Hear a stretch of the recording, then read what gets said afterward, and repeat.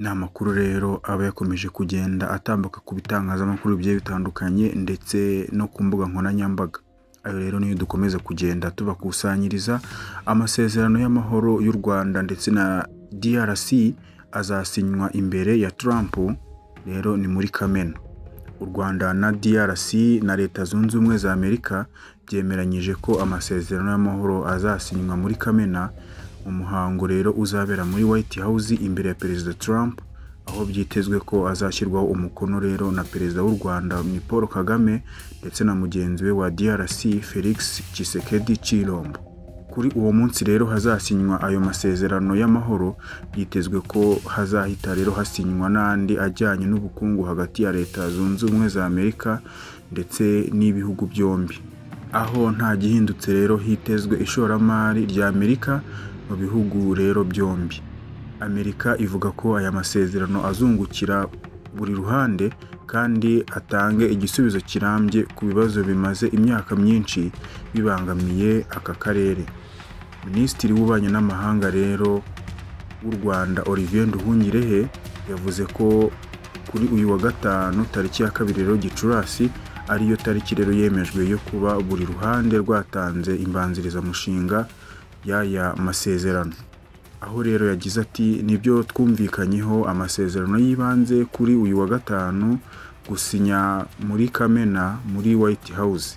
Ku mugoroba rero kuwa 4 umujyanama mukuru wa Trump muri Afurika ni Mossad Boulos yari yatangaje ko ibi bihugu byombi byamaze gukora rero akazi gakomeye ku bijyanye n'imbanzirizamushinga y'amasezerano, ko nta kabuza biza gutanga impapuro za nyuma kuri uyu wa gatanu. Yavuze kandi ibi nyuma y'ibiganiro byahuje Amerika, u Rwanda ndetse na DRC na Qatar. Aho rero ni Doha. Ku ruhande rw'u Rwanda byari byitabiriwe rero n'umuyobozi mukuru wungirije urwego rw'igihugu rushinzwe ubutasi ni Colonel Jean Paul rero Nyirubutama na Brigadier General Patrick Karuretwa. Nyuma yaho izi mbanzirizamushinga rero zitanzwe, umunyamabanga wa Leta Zunze Ubumwe za Amerika ushinzwe ububanyi n'amahanga ni Marco Rubio yemeje ko azongera guhura n'aba baminisitiri b'ububanyi n'amahanga yaba uw'u Rwanda ndetse n'uwa DRC bakemereza hamwe imbanzirizamushinga ihuriweho y'amasezerano.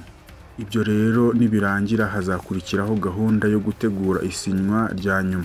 Byitezwe ko Trump azakira muri White House Perezida w'u Rwanda n'uwa DRC amasezerano azashyirwaho umukono. Ni igikorwa kizaba mu mezi 2 uhereye none, ndetse mu byitezwe harimo ko hazatumirwa rero n'abandi bakuru b'ibihugu bagize uruhare mu rugendo rwaganishije ku gushakira umuti ikibazo rero cy'umutekano muke mu burasirazuba bwa Kongo.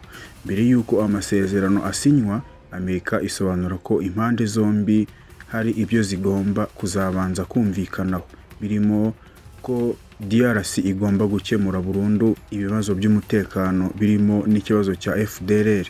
DRC kandi igomba kubanza kurangiza amavugurura y'imbere mu gihugu ajyanye n'imiyoborere n'uburyo gusaranganya inyungu ku turere. Ibihugu byombi bigomba kandi kwemeza ko buri kimwe hari amasezerano kigomba kugirana na Amerika ajyanye n'ubukungu. Ku wa 3 rero w'iki cyumweru hashyizweho komite igamije kugenzura uburyo izi ngingo zigomba kubahirizwa, irimo Leta Zunze Ubumwe za Amerika, Qatar, Ubufaransa, Togo ihagarariye umuryango wa Afurika yunze ubumwe. Ikindi cyakozwe nuko ibiganiro byabaga binyuze muri gahunda ya EAC na SADC byakuweho, ahubwo bihurizwa mu mutaka wa Afurika yunze ubumwe. Bivuze ko rero bikorwa birangajwe imbere na Togo. Iyi gahunda rero ije nyuma y'ibiganiro byakomeje gukorwa ku mpande zombi, ariko ntibigire icyo bitanga kubera yuko rwose Tshisekedi yacaga ku ruhande akajya kwivuganira n'aba SADC ndetse n'abamerceneri n'abacanshuro rero baturutse mu bihugu byo ku mugabane w'Uburayi.